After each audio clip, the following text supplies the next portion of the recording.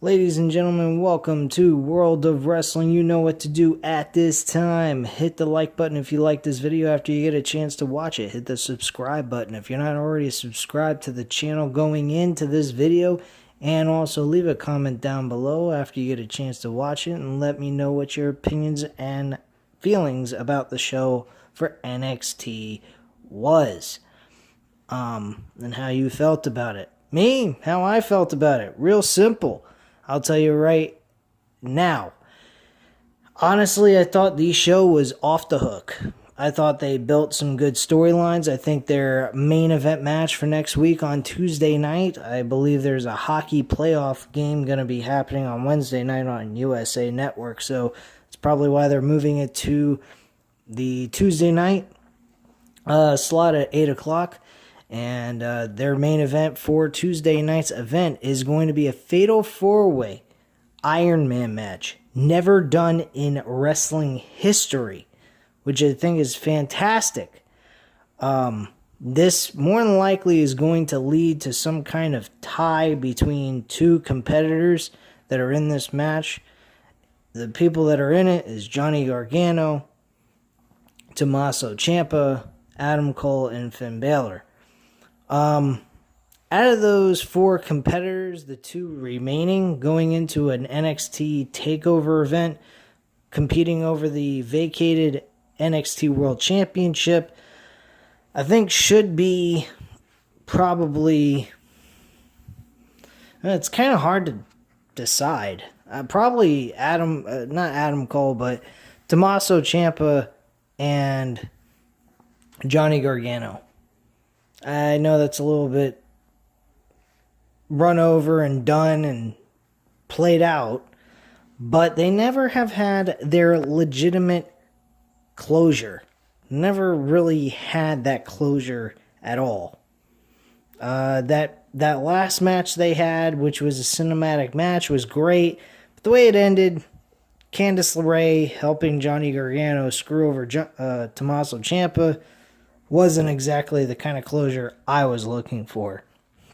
So, Tommaso Ciampa and Johnny Gargano competing over the World Heavyweight Championship at a TakeOver event as being their final match, and maybe a winner, basically the loser leaves NXT kind of thing, might be a good idea if that's what they're planning on doing, on sending Johnny Gargano to the main roster.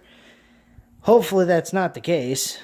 That would be a good match if the main roster was safe to put Johnny Gargano, but I would not do that. And I would not hope that on Johnny Gargano at all.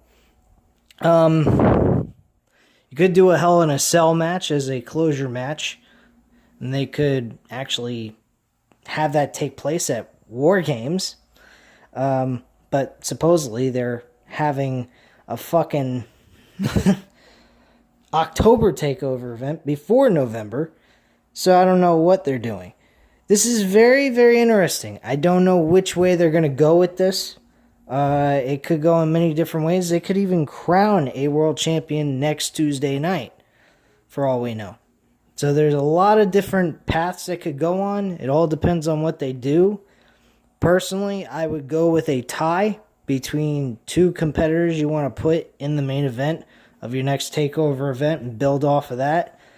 You could maybe look at this as the tournament, eliminating two people and keeping two people in for the hunt for the vacated World Championship at this point. But that's basically it. Tommaso Ciampa return, I didn't particularly like. Not because I didn't like the aggressiveness and the heel-like gimmick, because I always liked Tommaso Ciampa as a heel, but it doesn't make a lot of sense to me. Reason being is because he got destroyed by Karrion Kross. Karrion Kross is a heel. Tommaso Ciampa is a face. Why would he turn heel? Didn't really make much sense to me there. But the intensity, the ferociousness that he had going into this against Jake Atlas, I absolutely loved. Maybe this isn't exactly a heel change. Maybe this is just him showing that he's fucking pissed and he's here to win Goldie back. But that all depends on what they do next week. But he did show heel-like tendencies in this segment that he had tonight, so I'm not quite understanding the heel turn or why. They didn't really give an explanation. Hell, when it was announced that Tommaso Ciampa was part of this Fatal 4-Way, he didn't even have a backstage promo talking about how he was going to win the World Championship. So, I'm not really sure. It's kind of interesting where they go with Tommaso Ciampa here. Other things. The women. 2 women's matches. One was the main event. Was really excellent. And then Shotzi Blackheart versus Mia Yim was also really good. Both of those matches were really entertaining to watch. Karrion Kross, as I already mentioned, they're having a Fatal 4-Way to crown a new world champion in a Iron Man match. Karrion Kross came on and admitted that he had to relinquish the championship. He mentioned that he did everything he sought out to do, and that's beat everyone in his path and then win the world championship from Keith Lee. But unfortunately, he says in war there's casualties, and he accidentally injured himself in the match. So he is out. He's relinquishing his championship. He wanted to defend it, but he knows for a fact that with his shoulder being as badly injured as it is, they're not going to let him do it. So he is now out, of course. Not a bad promo. I thought it was good. He showed no break of character. He was not crying. He wasn't saddened by it. He just said, when I come back, I'm going to destroy everyone again and reclaim my championship. Simple as that. So that's all he had to say on that. The NXT Tag Team titles changed hands here tonight. Tyler Breeze and Fandango won the tag team titles from Imperium. This match was decent. It wasn't bad. It had some good action in it, and it was good tag team wrestling. It's been a while since we've seen some really good tag team wrestling in NXT anyway. So, I was kind of happy that Breezango won. Side note, just to mention, Mauro Ranallo was actually not at the commentary booth again. He wasn't at Takeover, and he wasn't at this episode. They had Wade Barrett as a third commentator with Beth Phoenix and Vic Joseph. He's decent.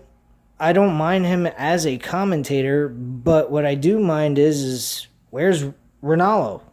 Is there something wrong with him? Is he sick, or he just has other projects he has to attend to for a while until he comes back?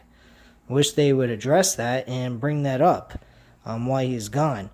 Maybe they already did, and I just happened to miss that comment. If I did, please, guys, leave that in the comment section down below and let me know what that was, if that was the case. If you guys have heard anything that I might have not heard. But I didn't hear anything or an explanation on why Ranallo wasn't there, or haven't been there for the last 2 events this week. So that's really all I have to say on that. But Wade Barrett isn't a bad color commentator. I think he was good. He brings a little bit realism to it. I've heard him on NWA. He was pretty good. So I have no complaints with him. But honestly, Ranallo not being there really kind of is like devaluing the commentary team. But I think Wade Barrett and Ranallo together with Beth Phoenix would be a great trio of a commentary team. Vic Joseph isn't doing a bad job, don't get me wrong. I'm not saying that Vic Joseph is bad at what he does. He brings a little bit of legitimacy to the commentary table, but the thing is, Ranallo brings a lot more to the commentary table. He's very outspoken, he's very loud, energetic. He brings out excitement in the matches when you watch the match, when it's called for it. And Ranallo just has these great, slogans like a wrestler would have, or a catchphrase. and he is just entertaining as fuck to listen to. Vic Joseph is, standard, ordinary commentator, but he does bring in that realistic commentary that is, feels genuine and the way it should be as a realistic sports analyst. So I do like Vic Joseph, don't get me wrong, but Ronaldo brings a little bit more excitement to the table like Jim Ross did back in the day. But that's just me. Tommaso Ciampa made his return, as I already mentioned, against Jake Atlas. Before that match, we had Mackenzie Mitchell try to get some words with the new North American champion, Damian Priest, in the back, and he promises she will have her chance. They're interrupted by Timothy Thatcher. They have words, and Thatcher wants a shot at the North American Championship. Priest laughs Thatcher off and walks away. That matchup is very intriguing. I really do like that match, but there is a match that needs to happen before that one, and that is Bronson Reed versus Damian Priest.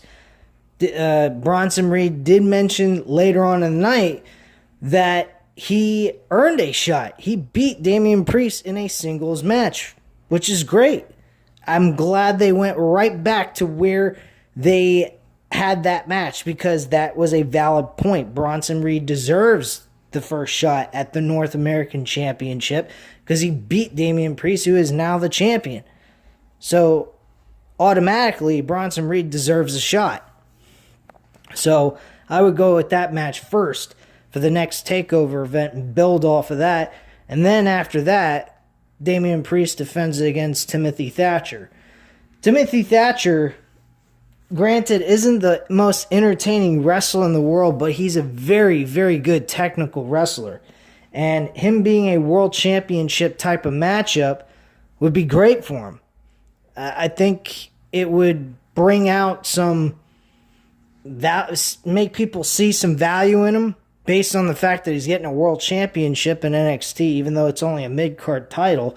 It's his first title opportunity. He's never really had a singles title match. Now, he was given a tag team title with Matt Riddle, but I'm not even counting that because he was a substitute for Pete Dunne, who couldn't make it as the tag team champion, Matt Riddle, because of the COVID-19.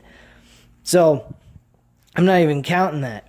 But him getting a shot against Damian Priest will be a really good way of showing the fans that they have faith in Timothy Thatcher and becoming a future champion someday. Even though he's not the most entertaining wrestler, but a very good technical wrestler. And at some point, they will bring out the better, what would you say, like entertaining side of Timothy Thatcher eventually. They got to bring that out of him at some point, or he's not going to make it here.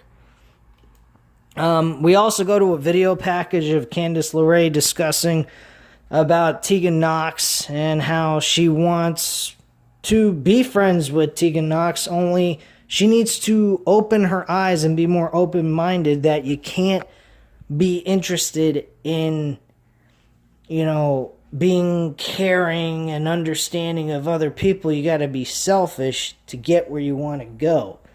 And if she can open her mind to that, great. If she can't, she may want to step aside, move out of her way, and she won't do any harm to her. And that's basically that. I already mentioned about Mia Yim. Shotzi Blackheart did win this match. She won that match, and a very decent match, may I add. Just going over the ratings on all this. The tag team title match, I'm giving a 3 out of 5 stars. Very solid matchup. Tommaso Ciampa versus Jake Atlas. Not really much to talk about here. I mean, he won the match easily with no problem. I don't think Jake Atlas even got any offense in, hardly at all. I will say it was a 3.5 out of 5 stars based on the attack and the intensity that Tommaso Ciampa had going into this, so I really enjoyed that. Mia Yim versus Shotzi Blackheart, easily 3.5 out of 5 stars. A very decent matchup overall between these two ladies. There was a little bit of Robert Stone on the show. Thankfully, Shotzi Blackheart ran over him with her mini tank, and we didn't see much of him here tonight, which is a good sign. Anytime there's no Robert Stone, there's a good NXT. That's the way I feel about it. All right, so they brought out General Manager William Regal. He discussed what he had to discuss about the championship situation, which I already mentioned earlier in this video, so I'm not going to go over it again. A Cruiserweight Championship match between Isaiah Swerve Scott and the champion Santos Escobar. This match, it was whatever. Escobar wins this match, retaining his championship by cheating, puts on his mask, headbutts Isaiah Swerve Scott, and pins him 1, 2, 3. Why he gets a pinfall and a win off of wearing a mask and a headbutt is beyond me.